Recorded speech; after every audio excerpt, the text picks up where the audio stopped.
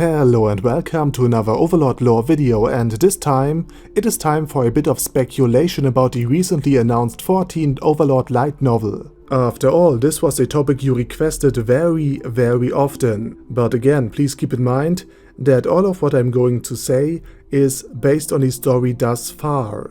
So while I'm trying to draw logical conclusions and connections, there's no guarantee that any of my speculation will happen. And after this disclaimer is out of the way, let's start with the video. According to the brief teaser description, this volume will finally focus on the end of the Re-Estize kingdom. After Ainz in Volume 9 and Albedo in Volume 10 prepared it for annexation, it is about time that this failed state becomes something more valuable, like a province of the Sorcerer kingdom, or a graveyard for that matter. And the title roughly translates to Witch of the Ruined Country, which, considering Evileye's abilities as a caster, her backstory, her alias as Nation Breaker, the fact that she recently received a bonus novel, and the link between vampires and magic, it is quite obvious that this title refers to Princess Renner, at least in my opinion. But seriously, while I assume that Evileye will not make it through the story, undead or alive, I believe that the main disaster will be caused by this particular nutcase and her political schemes. Second of all, in the brief teaser, a carriage or coach will get attacked. This could just be some random traders on their way to the market of the kingdom. And since the Eight Fingers are still in control of a fair chunk of Re-Estize's declining economy, and are also controlling Philippe via Hilmar, they have all the means and the motivation necessary to stage the attack, thereby providing a pretext for a declaration of total war. But it could also be the coach Ainz currently occupies, after leaving the Holy Kingdom. And while the Sorcerer King currently enjoys the wide variety of Shizo's facial expressions, they might get attacked by some upstart noble who wants to see him dead, and marry Albedo.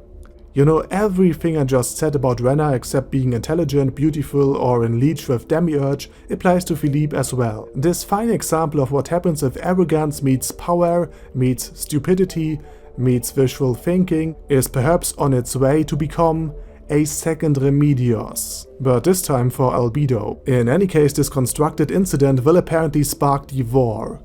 Interestingly enough, a similar covert action against the kingdom was carried out at the start of Overlord, as the Theocracy wanted to frame the Baharut Empire for the assassination of Gazev Stronov, Re-Estize's strongest fighter. Ainz, who actually ended up killing Gazev, now participates via his nation, the Sorcerer Kingdom, in the end of Re-Estize.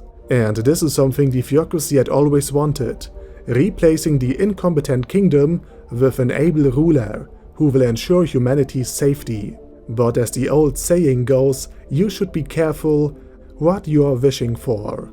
Or at least more specific, because technically the Empire, being part of the Sorcerer Kingdom, will now conquer the kingdom of Re-Estize. But the fact that an undead overlord apparently takes better care of the living, or at least commits a countrywide splatfest, might also coax Sorcerer, the undead cult, into action. And maybe in the higher ranks of the Theocracy, some might actually start to doubt whether or not Sorcerer really was just a man, or the glorious corpse god that currently rules a country where humans are protected and free to pursue their own wishes in a rich country. Also, Hamuske still has the orb of undead in her mouth, ever since it has been granted to her after Ainz was annoyed by it. So if Sorcerer shows itself, Hamuske might play a role in all of this. In any case, go for the eyes, Hamuske. Back in Re-Estize, Prince Zanek will face the more than just impossible task of holding off the tide of undead. But even if he's smarter than D&D and places his soldiers behind his walls, it is doubtful that the entire kingdom, even with Blue Roses and Regret, could take on Ainz alone. Much less the Sorcerer Kingdom and the Great Tomb. So the question then is, which value has Prince Zanek for Nazarick? Considering that he's a less intelligent, less attractive, and less twisted version of Princess Renner. Best case scenario, he might be given the task of taking care of the simpler paperwork after Renner has taken over, so that she has more time to spend with Climb. And considering their ties to Crown and Country, Blue Roses will also participate in the war, and presumably be wiped out.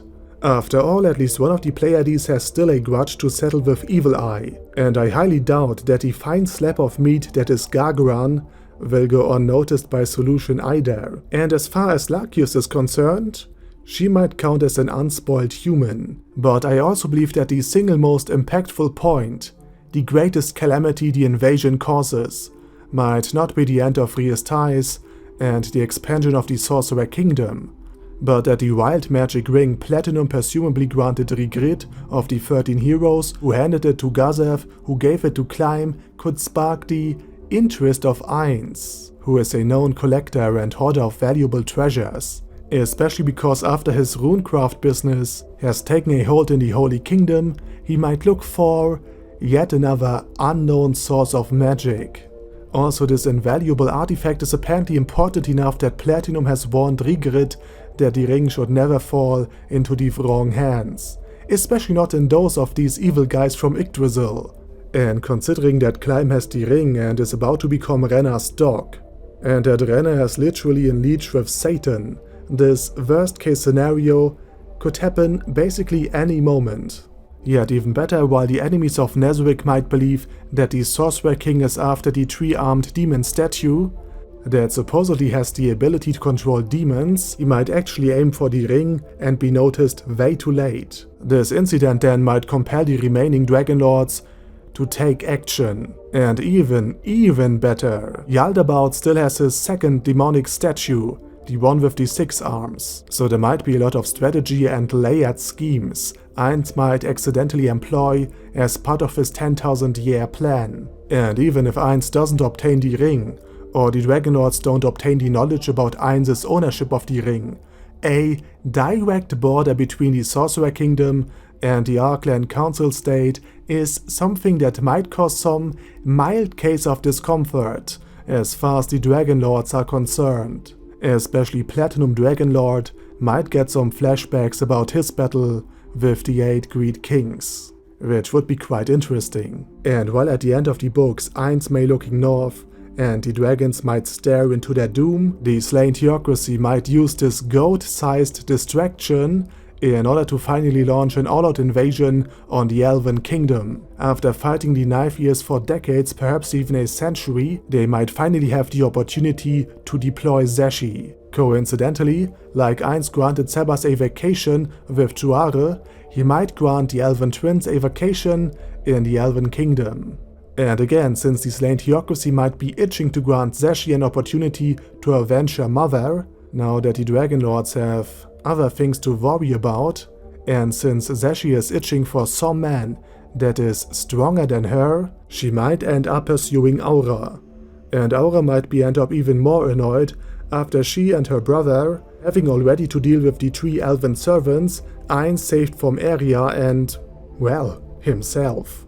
Also considering that once the Dragon Lords are part of Demiurge's skincare program, the theocracy will become the next target. And therefore it must avoid fighting 2 wars at the same time at all cost, especially if one of these sides happens to be Ainz already, who in Book 8 swore excessive revenge upon those fools who attacked Shaltir. And while all kinds of scriptures, the Elven Twins, and supposedly a lot of zealots might enter the war in the Elven Kingdom, the veterans and retirees of the various scriptures might be formed into a makeshift Sunlight scripture and sent east to the Dragon Kingdom, where a demi-human invasion still takes place. And with the Empire being a troll state of the Sorcerer Kingdom, they presumably stopped sending military aid to the benefit of Draudilon's nation.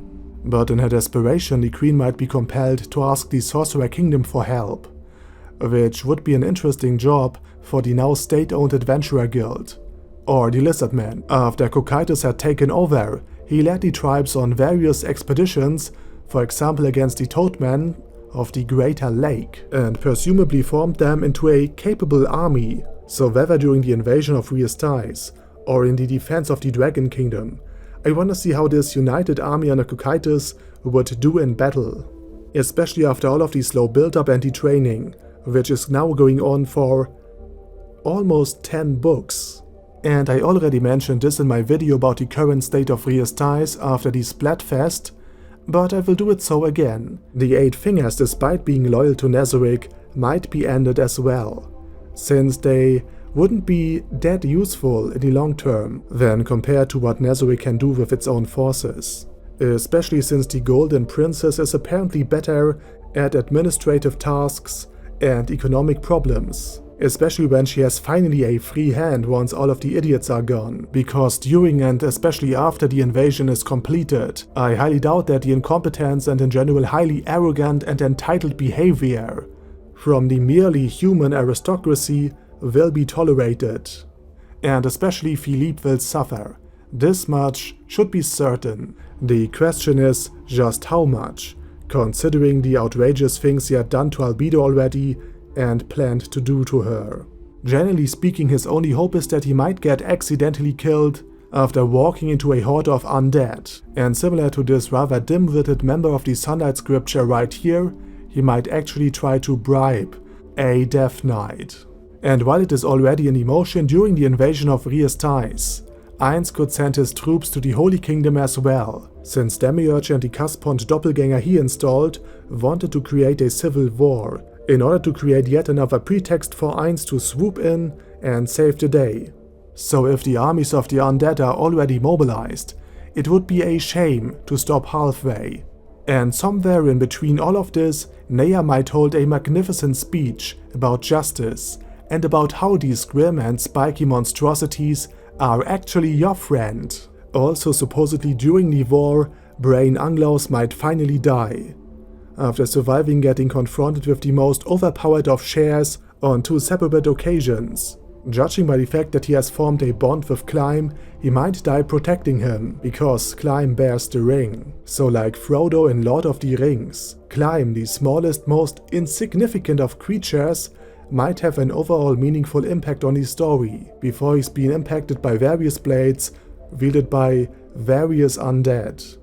Or even worse, Renner. And speaking of her, this rather curious blend between Light Yagami and Misa Amane might be finally made into something similar to an Area Guardian. Her new position likely means that she gets to rule whatever remains of the kingdom.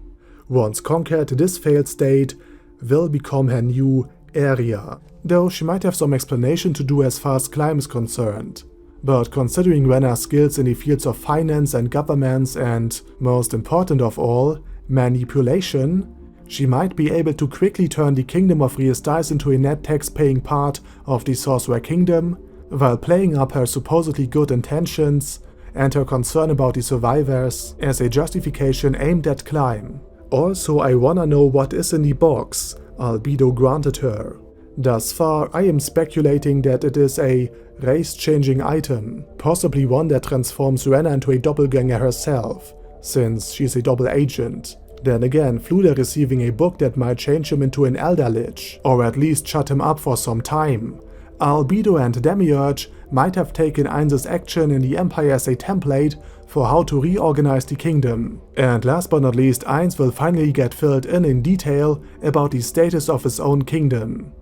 He wasn't gone for too long and visited on occasions, but considering the giant statues of him that Albedo had erected in hope that Ainz would erect something for her in return, the undead overlord might be in for some surprises. And as mentioned before, I'm especially interested in what has happened to the Adventurer Guild, since Ainz was very enthusiastic about it. But as the main focus of the story lies on Re-Estize, it could take yet another volume to see some of the teams in action, possibly in the Draconic Kingdom. But then again, all of this are just my theories on what might happen. So what are your thoughts and ideas about the 14th volume?